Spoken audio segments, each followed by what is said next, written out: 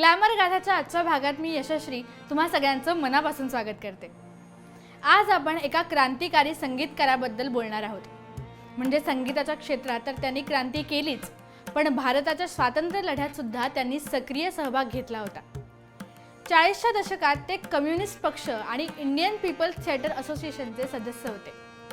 आंदोलनात्मक गीतं लिहून त्यांनी या लढ्यासाठी सामान्य माणसाला जागा करण्याचं महत्त्वाचं काम केलं होतं।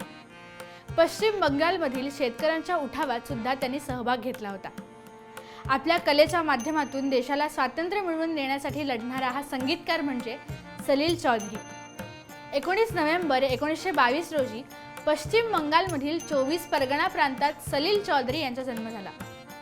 त्यांचे वडील पेशाने डॉक्टर होते आणि त्यामुळे त्यांचं बालपण आसाममधील चहाच्या मळ्यात गेलं। वडिलांना संगीताची आवड होती आणि चहाच्या मळ्यात काम करणाऱ्या लोकांना घेऊन ते इंग्रजांच्या अन्यायाविरुद्ध नाटकं सुद्धा बसवत आणि त्यामुळे देशभक्ती आणि संगीत या दोन्ही गोष्टींचे संस्कार सलीलदांवर अगदी लहानपणीच झाले।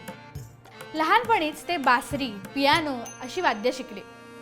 कॉलेजमध्ये असताना त्यांनी गाणी लिहायला आणि संगीतबद्ध करायला सुरुवात केली। लोकांना जागृत करण्यासाठी गावोगावी जाऊन ते ही गाणी सादर करत असत। यामधील गायर बोधू, विचारपती अशी अनेक गाणी खूपच लोकप्रिय ठरली आणि बऱ्याच नावाजलेल्या बंगाली गायकांनी त्यांची ही गाणी गायलेली आहेत। सलीलदांनी 1949 साली प्रदर्शित झालेल्या परिवर्तन या बंगाली चित्रपटातून संगीतकार म्हणून पदार्पण केलं।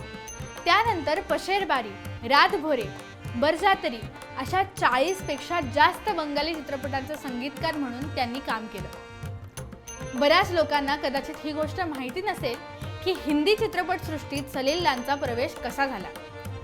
सलीलदांनी लिहिलेली एक कथा ऋषिकेश मुखर्जी यांनी ऐकली आणि त्यांना ती खूपच आवडली। मुखर्जींनी प्रसिद्ध दिग्दर्शक बिमल रॉय यांना या कथेबद्दल सांगितलं। मग ते कलकत्त्याला आले असताना बिमल रॉय आणि सलीलदांची भेट झाली।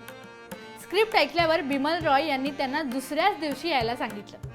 दुसऱ्या दिवशी सलीलदां त्यांच्याकडे गेले आणि त्यांना कळलं की बिमल रॉय परत मुंबईला गेलेत। पण काही दिवसातच सलीलदांना टेलिग्राम मिळाला की बिमल रॉय त्यांच्या कथेच्या आधारावर चित्रपट बनवणार आहेत। 1953 साली प्रदर्शित झालेला हा चित्रपट होता दो बिघा जमीन आणि त्याचे संगीतकार म्हणून सलीलदांनी पहिल्यांदा हिंदी चित्रपटसृष्टीत काम केलं। मग त्यांनी आपल्या संगीताची जादू संपूर्ण हिंदी चित्रपटसृष्टीवर केली। मधुमती, आनंद, छोटी सी बात, रजनीगंधा, काबुलीवाला, परख, छाया, मेरे अपने, हाफ तिकीट अशा अनेक गाजलेल्या चित्रपटांचं संगीत त्यांनी केलं।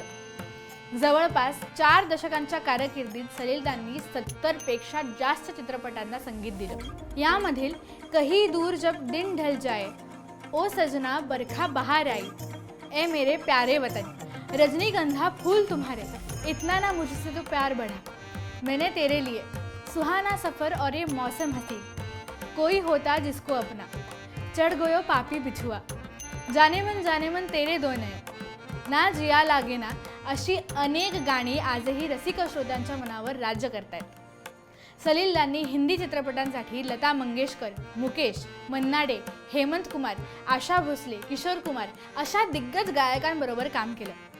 1965 साली प्रदर्शित झालेल्या चेम्मिन या चित्रपटाबरोबर सलीलदांनी मल्याळम चित्रपट जगतात प्रवेश केला। त्यांनी जवळपास 20 मल्याळम चित्रपटांचं संगीत दिग्दर्शक म्हणून काम पाहिलं। मल्याळम बरोबरच सलीलदांनी तमिळ, तेलुगू, मराठी, गुजराती, उडिया अशा 13 भाषांमध्ये संगीतकार म्हणून भूमिका बजावली।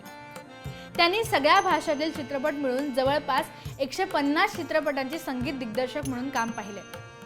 लेखन आणि संगीतकार म्हणून मर्यादित न राहता सलीलदांनी 1966 साली प्रदर्शित झालेल्या पिंजरे के पंछी या चित्रपटाचं दिग्दर्शन सुद्धा केलं होतं।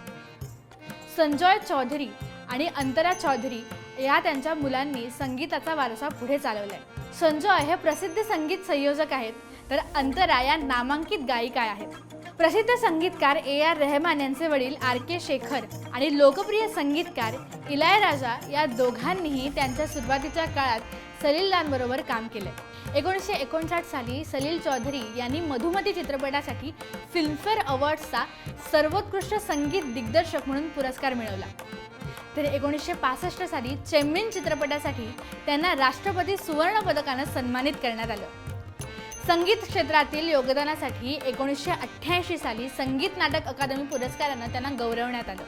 5 सप्टेंबर 1995 रोजी सलील चौधरी हे जग सोडून गेले, पण त्यांनी संगीतबद्ध केलेली गाणी आजही संपूर्ण भारत देशात रसिकांच्या मनात घर करून येते। तुम्हाला आजचा भाग कसा वाटला हे आम्हाला नक्की सांगा।